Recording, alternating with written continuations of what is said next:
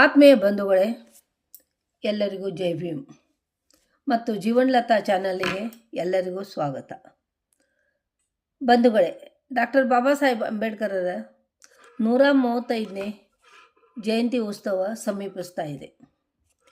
ಈ ನಿಮಿತ್ತವಾಗಿ ಡಾಕ್ಟರ್ ಬಾಬಾ ಸಾಹೇಬರು ರಾಜಕೀಯವಾಗಿ ನಮಗೆ ಕೊಟ್ಟ ಸಂದೇಶದ ಬಗ್ಗೆ ಒಂದೆರಡು ಮಾತುಗಳನ್ನು ತಿಳಿದುಕೊಳ್ಳೋಣ. ರಾಜಕೀಯ ಅಧಿಕಾರದ ಬಗ್ಗೆ ಅವರು ತುಂಬ ಸುಂದರವಾಗಿ ಹೇಳಿದ್ದಾರೆ. ಡಾಕ್ಟರ್ ಬಾಬಾ ಸಾಹೇಬರು ಒಬ್ಬ ಮಹಾನ್ ರಾಜಕೀಯ ಮುತ್ಸದ್ದಿಗಳಾಗಿದ್ದರು.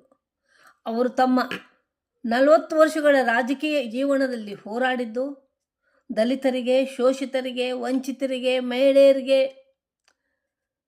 ಅಧಿಕಾರಗಳನ್ನು ಕೊಡಿಸಲು, ರಾಜಕೀಯ ಅಧಿಕಾರಗಳನ್ನು ಕೊಡಿಸಲು ಹಾಗೂ ಅವರು ತಮ್ಮ ಸಮಾಜಕ್ಕೆ ಕೊಟ್ಟ ಸಂದೇಶವೂ ಸಹ ಇದೇ ಆಗಿದೆ. ರಾಜಕೀಯ ಅಧಿಕಾರವನ್ನು ಹಿಡಿದುಕೊಳ್ಳಿ, ಈ ದೇಶವನ್ನು ಆಳುವ ದೊರೆಗಳಾಗಿ. ರಾಜಕೀಯ ಅಧಿಕಾರ ಹಿಡಿದುಕೊಳ್ಳೋದು ಅಂತಂದರೆ ಸ್ವಂತ ಪಕ್ಷಕ್ಕೆ ವೋಟ್ ಆಗುವ ಮೂಲಕ ಅಧಿಕಾರವನ್ನು ಪಡೆಯೋದು ವಿನಾ ಬೇರೆ ಪಕ್ಷಗಳಿಗೆ ಹೋಗಿ MLA MP ಚಮಚಾಗಿರಿ ಮಾಡುವುದಲ್ಲ. ಆದ್ದರಿಂದ ಬಾಬಾ ಸಾಹೇಬರು ಹೇಳ್ತಾರೆ, go and write on the walls of your houses that you are the rulers of India tomorrow. ಯಾಕಂದರೆ ಇಂಥ ಒಂದು ಸ್ಫೂರ್ತಿ ವ್ಯಾಖ್ಯೆಗಳನ್ನು ದಿನ ಓದುವುದರಿಂದ ನಮ್ಮ ಹೊಸ ಪೀಳಿಗೆಗೆ ಒಂದು ಹೊಸ ಸ್ಪಿರಿಟ್ ಬಂದು, ಉತ್ಸಾಹ ಬಂದು, ಆ ನಿಟ್ಟಿನಲ್ಲಿ ಅವರ ಮನಸ್ಸುಗಳು ಕೆಲಸ ಮಾಡುತ್ತವೆ ಅಂತ. ಅಂದಿನ ದಿನಗಳಲ್ಲಿ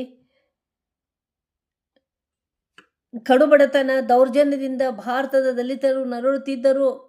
ಅವರಿಗಾಗಿ ಬ್ರಿಟಿಷ್ ಸರ್ಕಾರದ ಮುಂದೆ ನನ್ನ ಜನರಿಗೆ ಅನ್ನ ಕೊಡಿ, ಬಟ್ಟೆ ಕೊಡಿ, ವಾಸ ಮಾಡಲಿಕ್ಕೆ ಜನತಾ ಮನೆಗಳನ್ನು ಕೊಡಿ ಎಂದು ಬಾಬಾ ಸಾಹೇಬರು ಕೇಳಲಿಲ್ಲ. ಬದಲಿಗೆ ನನ್ನ ಜನರಿಗೆ ವೋಟ್ ಹಾಕುವ ಅಧಿಕಾರ ಕೊಡಿ, ಶಾಸನ ಸಭೆಗಳಲ್ಲಿ ಪ್ರಾತಿನಿಧ್ಯ ಕೊಡಿ ಎಂದು ಆಗ್ರಹಿಸಿದರು ಮತ್ತು ಅದನ್ನು ಪಡೆದರೂ ಸಹ.